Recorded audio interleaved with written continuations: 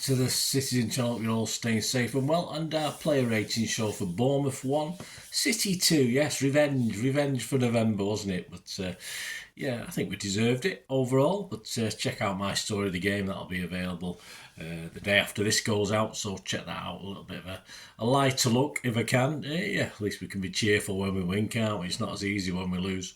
So this game took place on the 30th of March 2025, 4:30pm kickoff. Of course, the quarter-finals of the FA Cup were back to Wembley again. Yes, yours truly will give his ratings, that's me, and Simon Bajkowski of the Manchester Evening News. Yeah, I had a quick look round. I got in, we had a puncture on the way home from Bournemouth, so I got in an hour and a half later than I'd hoped, but I had about an hour to put stuff together before I had to go to work. So there you go. So I've had little or no sleep for the last 27 hours so far. So we're doing all right. I'm still going.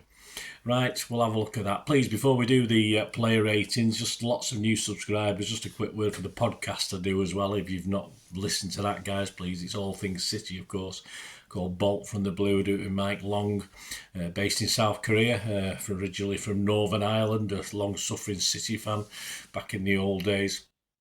And the pod's in its 7th year now, and we're probably doing about, by the time we finish this season, about 40 plus pods this season. So check that out if you can, guys. Bolt from the Blue, give it your support. We've had people like, of course, in the old days, Walter Smith used to co-host this, Ray from Man City Fan TV, Colin Savage, of course, our financial gurus, all things 115, of course. And yeah, so check it out, guys, anyway. Right, thanks for your time on that one. Let's get on to this game.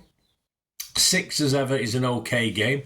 Anything less than 6, not an okay game. Anything more than 6, yes, a pretty better okay game. Right, we'll start with Ederson. Yes, put in some difficult spots, said Simon, by his teammates and dealt with everything pretty well, although he wasn't strong for the goal. I wasn't overly convinced by Ederson yesterday, and if in first half, I thought his distribution, even under pressure, is usually a lot better. But perhaps he's not getting the bodies now. The guys aren't quite used to playing with him in front of him, so that might be a reason for it. But a nice couple of run-outs where he headed clear or he swept it clear. But I thought it looked a bit hesitant, certainly for the goal. I mean, there's one that just zoomed past the post, wasn't there, as well? I think he got a hand to it. But yeah, he's never, him and Ortega don't command the penalty area, so that is always a big problem anyway. But yeah, I wasn't overly convinced. Simon gave him a 6. I've given Ederson a 5.5. Just some of the stats on Sofascore. Long balls, he had 3 accurate long balls out of 12 attempts. Not great. So, yeah, as I say, no fantastic saves to make, but perhaps he could have done better with the goal. But yeah, so not fantastic. On to Nunes, talking about not fantastic. Simon said abysmal. That's a bit straight to the point, mate. Not once but twice to concede the goal. He was better bombing forward, but he cost City again from full-back. He's not a defender, is he? He's not a defender. He's not even been given enough time as a midfielder.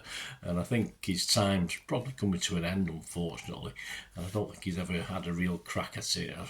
He's played some good games in the early days, but he's never had that consistency of a role that he's been able to play. And he's certainly not a defender.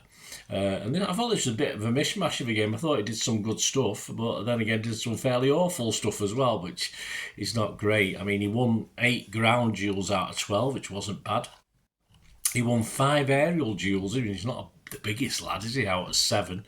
He lost possession 14 times, which sounds bad, but it isn't that bad, really. And he made 2 accurate crosses out of 3 attempts. So, not bad. 2 long balls out of 4. 1 big chance created as well. So, it wasn't a disaster. I mean, Simon's given him a 4.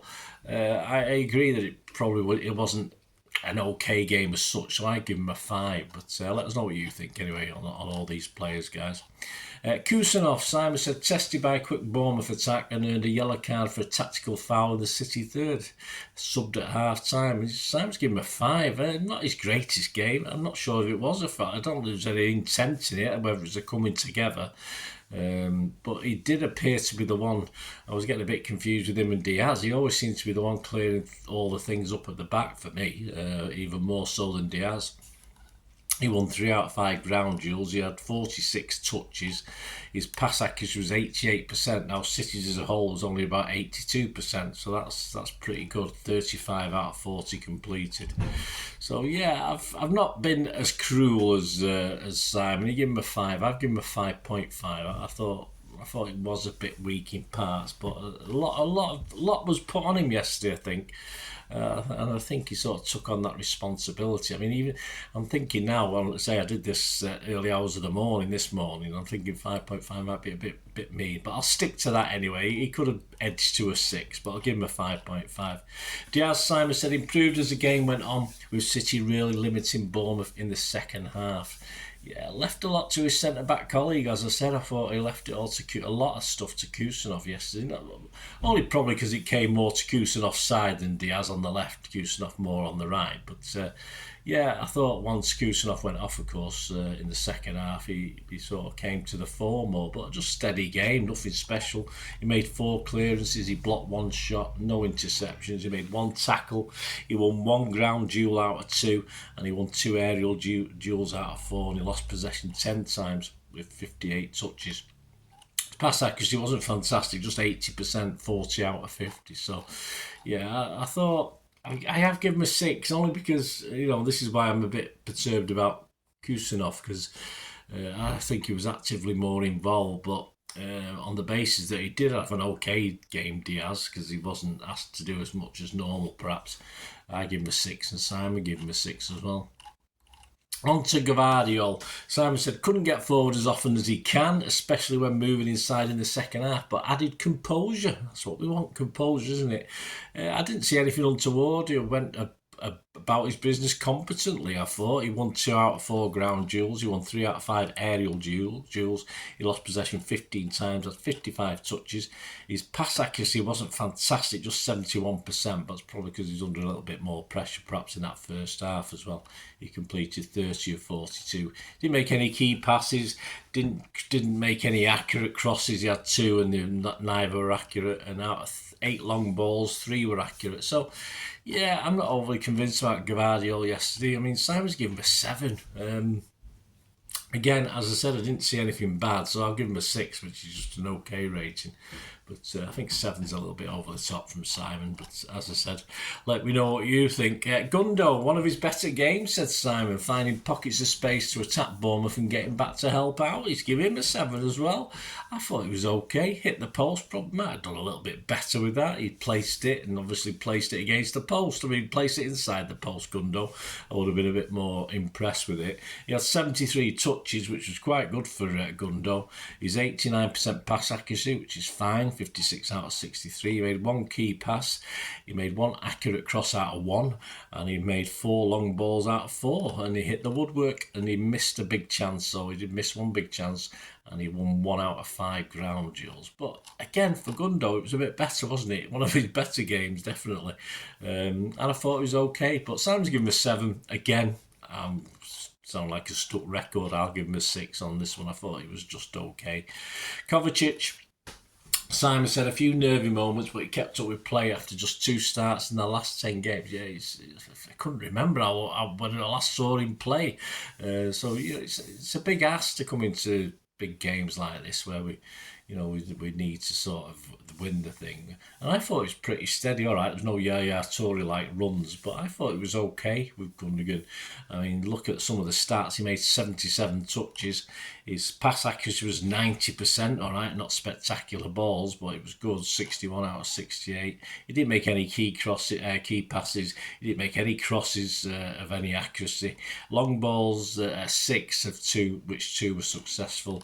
And he tried dribble attempts, 2 and 1 was successful. I'm sure he did a couple, but anyway, I don't know how they base that. Ground duels, he won 6 out of 8, that's pretty good. Aerial duels, he had 1 and he won it. And he just lost possession 9 times, which for that area of the pitch isn't bad. That's pretty good. So, yeah, as I say, Simon's given him a 6. Yeah, I mean, having read those stats, I might be thinking I've underdone him a little bit, but I've given him a 6 as well. I don't think we can say that much more, although he might edge into a 6.5. But we'll both give him a 6 on that one. KDB, he was regularly involved in the play, said Simon. He just wasn't able to dictate or influence a lot. Yeah, should be reasonably happy. I thought Bournemouth gave him a bit more room, especially in the second half, and he took advantage, as you'd expect a guy of his still class to do. He had one shot off target, he had 2 shots blocked, he had 1 successful dribble attempt out of 1. He had 69 touches, so fairly busy. 83% pass accuracy, which when you don't think he plays percentages with some of his passes as well, he gets intercepted or not quite right. He made 35 out of 42, which is pretty good. He had 2 key passes, which is what we want. Crosses, 6 crosses, only 1 accurate though, and dead balls, he's not at it, is he, with dead balls? And long balls, he made 2. And 1 was accurate. He created 1 big chance. Ground duels, he did very well actually, a bit like the old Kevin where he could win balls. He had 10 ground duels and won 7 of them. That was pretty good. 1 interception and made a total of 6 tackles.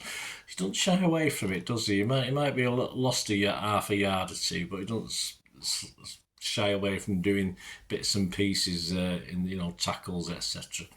Yeah, Simon gave him a 7. Yeah, probably edged towards that myself, but I'll give him a 6.5. I just thought, 1 or 2 nice things. The through ball, of course, for Nico to supply it to Haaland, so it's a pre-assist, if you like. But yeah, I thought he was okay. I thought he had an okay game, so I've just given him a 6. On to Bernardo. Similar to Gundo, said Simon, he was more effective than he's been of late and was looking to make more happen in the final third. Yeah, again, I thought it was okay, no more, no less. He made 67 touches, which is fine. His pass accuracy was 69%. Now, I think that's fairly low for Bernardo. 36 out of 52 he completed. He made 2 key passes, 2 crosses, non-successful. 8 long balls, non-successful, and he won his ground duels. He can, he likes to get stuck in, doesn't he? He won 7 out of 8 ground duels. Aerial duels, he won 1 out of 2, which isn't bad for his, 5'2" and nothing, is it? Possession, he lost it 20 times, which is slightly high. Made 1 interception, a total tackles of 6. So, yeah, I thought it was a bit better from Bernardo. I mean, Simon's, again, been very generous today, I think, with some of these scores. He gave him a 7. I've just gone for 6 again, so I say I'm sounding a little bit like a stuck record at the moment. So that's that one. Foden, yes, Simon said another game that passed him by as he was unable to connect with Haaland or lead the team out of trouble. Simon just gave him a 5. I think he should have worked the keeper with that effort in the second half, but not quite at it again, is he? There's something not quite right, and he's showing in his play. He had 37 touches, which compared to his other midfield guys is probably just about half, isn't it? Accurate passes, 82%, not bad. 23 out of 28, 1 key pass, 1 accurate cross from the corner or might be a free kick from yourself. Long balls, 1 long ball and one completed. So there you go. Crosses 1-1. Ground duels 4. He only won 1 of them though. Only lost possession 9 times, which isn't bad. That's okay. That's no big deal. But we need more from Phil, don't we? And it's still, Pep keeps playing him open. He'll play himself into form, but he's still not right, is he? Simon give him a 5. I give him a 5.5 for Phil. Haaland, a penalty missed and 2 good chances gone begging, said Simon. Then an equaliser and a blow to see him off injured. Yes, he had a boot on and on crutches coming out of the ground, so that's a bit of a worry. Hopefully it was precautionary and he'll be able to run it off. Get the old magic sponge out and run it off. Simon, just give him a 5. Poor penalty, wasn't it? Poor penalty, well positioned for the goal. Not impressed with the boot and crutches he came out of the ground on, but he should. I don't know. It was just we were talking actually on the coach before the game to this guy, and I was saying I just don't feel. Sometimes his body language, he just doesn't look as though he's up for it, and other times you think he's going to score for England, or Norway even. But he didn't look right. He didn't look set up right for that penalty. But he got the goals in the right position. A lot of, obviously, credit to Nico for putting the ball through. Some of his stats: big chances missed 3, 19 touches, pass accuracy 88%, 7 out of 8, but he didn't pass very far, did he? Key passes 1, he didn't win any ground duels out of 1. He won no aerial duels. For a big lad, he doesn't do very well on aerial duels, does he? But yeah, Simon's given him a 5. I've been a bit more generous. I give him a 5.5. I don't think so. He got the goal, but apart from that, he had 2 or 3 other chances perhaps he could have done a little bit better with. And certainly the penalty miss has to negate the goal, doesn't it, to a certain extent. So yeah, not fantastic. Let's hope he returns to fitness very, very soon. We don't want him on crutches, do we? The substitutes: O'Reilly changed the game instantly, said Simon, and got 2 brilliant assists. Well, if you watch my Pepsi 11, I had O'Reilly in my starting 11, so it's happened. I'm not blowing my own trumpet. It's happened a lot this season with guys I've had that have come on as subs, and it's a different ball game, isn't it? Though, I mean, it used to say he would have been as effective playing from the start, but a lot of times the players have come on at half time and done the business for us, and in certain games. We'll never know. We'll never know who would have been as effective. We can't go back. There's not an alternate universe where he started the game, but yeah, it just changed the dynamic, just made everything a little bit quicker, given more to worry about at the back, which we weren't deliberate. At least we were a bit pacey, getting the ball up front. So yeah, Simon's given him a 9. I mean, all right, he was only on for 1.5, but yeah, I'd give him an 8.5 because he was excellent. I wouldn't say he did everything right, but just really excellent on the day. So well done him. He did a couple of assists. He had 30 touches. Pass accuracy was just 71%, not fantastic. Key passes 2, 1 cross not accurate, and 3 long balls, 1 accurate, and 3 ground duels and 2 won. Aerial duels 2 and 1, and he lost possession 9 times, which isn't bad. That's okay. All right, say 1.5, and he made a couple of clearances, an interception, and 2 tackles. So overall, yeah, I have to agree. I'll give him an 8.5 for his half a game. I think he was a breath of fresh air for the match, in fairness, and that brings us on to Marc, of course, for Haaland on 58. Another change that immediately paid off, said Simon. Yeah, I thought he was fortunate with the goal. The goal, he should have done a lot better with that. And he got his legs tangled up once or twice when he sort of had a good chance of getting a shot and making the keeper problem. But he was too busy chatting about other things and stuff. So, yeah, Marmouche, I say again, not to the extent of O'Reilly, but again, I had him in my starting lineup, and I think he changed things when he came on. He had 15 touches. His pass accuracy was 86%, which was fine. He won 1 aerial duel out of 1. He lost possession 6 times, which isn't too bad, is it, for the amount of length of time he was on the pitch? So yeah, I was happy. Simon gave him a 7. I give Marmouche a 6.5. Grealish kept the ball well while always looking for an opening, said Simon. Yeah, typical Grealish effort, typical playing to Pep's plans. Touches, he had 23. Accuracy of passes, 83%. He had 2 key passes. He won 2 ground duels out of 2. Didn't have any aerial duels. And lost possession 3 times. And he was fouled twice, which is what it's all about with Grealish, isn't it? Get the fouls, waste a bit of time, take the free kicks, etc., etc. So, yeah, just enjoyed that one. And finally, McAtee saw late chance saved. He should have perhaps done better with that. I think you've got to put that in the net probably. Give him a chance on the basis that he hadn't been on the pitch that long. Made 14 touches. His pass accuracy was 100%. Only 8 passes, and they were all to the right man. So that was okay. I know it's Michael Brown on the touchline yesterday. He must be doing the City thing, the City programme. So yeah, he's.